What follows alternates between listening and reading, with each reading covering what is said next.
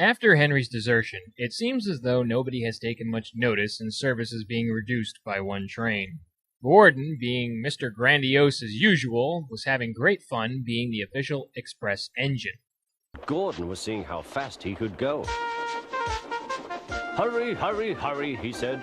Tickety-tock, tickety-tock, tickety-tock, said the coaches. Henry, on the other hand, was feeling sorry for himself. Oh dear, thought Henry, why did I worry about rain spoiling my lovely coat of paint? Will the Fat Controller ever forgive me and let me out again? Good question. I'm going to poop at Henry, said Gordon. Oh my gosh. Poop at Henry. What kind of verb is that? But then, trouble turns its ugly head. Gotta love that shocked face. Gordon is such a dunderhead. You've burst your safety valve, said the driver. You can't pull the train anymore. Nice going. How does it feel to be stupid? And look, there's Henry laughing at me. I don't blame Henry one bit for that. It's about time something bit Gordon in the behind. Flustered at the predicament, Sir Topham Hatt sends for another engine. Of who was left, Edward was chosen to help out. I'll come and try, he said.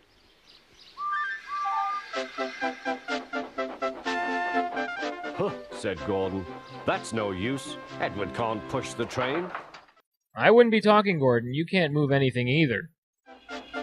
Edward puffed and pushed and pushed and puffed, but he couldn't move the heavy coaches. Then Sir Topham Hatt asked Henry whether or not he'd be willing to assist in the situation. Oh, yes, said Henry. Henry better take that offer. No one just gives out jobs left and right anymore in this economy. I also like how the eyes are really what aid in expressing the emotion of the storytelling. Of course, that's the only thing that moves, but it works.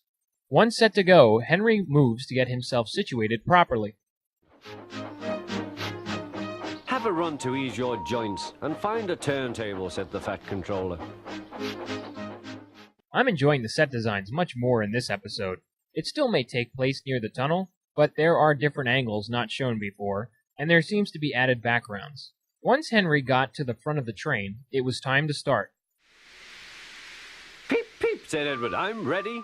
Whoa, a bit early there, Edward. Easy now. Peep, peep, peep, said Henry. So am I. Yeah, you gonna take that, Gordon?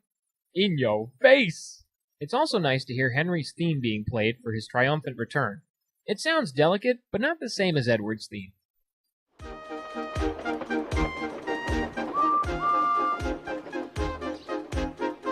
We've done it together, we've done it together, said Edward and Henry. You've done it, hooray! You've done it, hooray! Sang the coaches. It's perplexing that these coaches can talk, but yet have not been shown to have faces. This would be something that would only last for a little bit longer. Sir Topham Hatt leans out a window to congratulate the two engines, but wind catches his hat first. And there it goes! Hope he's got a closet full of those, otherwise his name will be Sir Topham Bald. At last, the train reached its destination. The passengers all said thank you, and the Fat Controller promised Henry a new coat of paint. See what happens when you follow orders, Henry? If you ask, you shall receive. Once the job was complete, Edward and Henry picked up Gordon and brought the old deadweight back to Tidmouth Sheds. With that, it can be safely said that all three engines appreciate each other a little better now.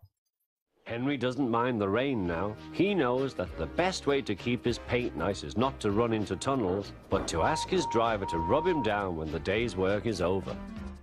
Exactly, that's how it should be done. Episode 4 is done now. As stated with the prior episode, the sad story of Henry was indeed dire in the end result. The situation was looking rather gloomy for the entrapped locomotive. But with no movement in location or a direction that was for the most part stationary, the narrative felt like it shortchanged Henry. Here, though, we receive complete closure. In the end, all three engines understood one another in a greater way. The interaction between the engines is displayed a tad more here too.